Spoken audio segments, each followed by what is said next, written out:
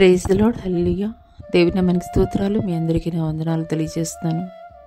ఈ దినం కొరకు దేవుడు సిద్ధపరిచినటువంటి మాటలు, ప్రియ సహోదరి సహోదరుడా, నీవు దేవుని ఎదుట క్రమం తప్పకుండా చేసేటువంటి ప్రార్థన,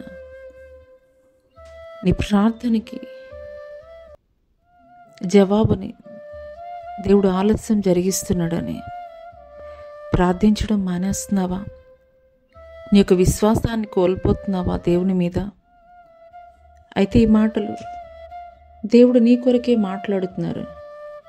దేవుడు లోకమును ఎంతో ప్రేమించెను, కాగా తన అద్వితీయ కుమారునిగా పుట్టినవాని యందు విశ్వాసముంచు ప్రతి వాడును నశింపక నిత్య జీవం పొందినట్లు ఆయనను అనుగ్రహించెను. ఈ మాటలు వింటున్నటువంటి ప్రియనేస్తమా, ఆయన నిన్ను నన్ను కూడా ఎంతగానో ప్రేమించాడు కాబట్టి ఆయన యొక్క అద్వితీయ కుమారుని నశించి మనము నరకాగ్నిగుండంలో పడిపోకుండా నరావతారిగా ఆయన ఈ భూమి మీదకి ఆయన యొక్క ఏకైక కుమారుడిని బహుమానముగా మన కొరకు పంపించారు. ఈ మాటల్ని దేవుడు నా కొరకే మాట్లాడుతున్నారని నీవు నమ్మగలిగినట్లయితే,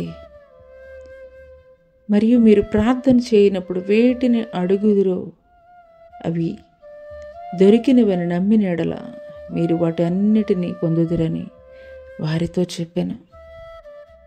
అవునేస్తమా, నువ్వు ప్రార్థించేటువంటి సమయంలో నువ్వు ఏ పరిస్థితులు గుండా దేవుని సన్నిధిలో ప్రార్థిస్తున్నావో, ఏ అంశాల నిమిత్తం నువ్వు ప్రార్థిస్తున్నావో, నీవు పరిపూర్ణమైనటువంటి విశ్వాసము కలిగి దేవుడు నా పట్ల నిజముగా ఈ కార్యం జరిగిస్తారని నీవు పరిపూర్ణంగా నీవు నమ్మగలిగినట్లయితే ఈ లోక సంబంధమైనవే కావు, ఆయన నిన్ను నీ యొక్క ఆత్మని నరకాగ్ని గుండములో పడిపోకుండా నిత్య జీవ రాజ్యంలో ఆయన చేర్చేటువంటి వాడిగా ఉన్నాడు. అటి కృప దేవుడు నీకు దయచేయనుగాక. ఆమేన్. Subscribe to my channel. Subscribe for more content.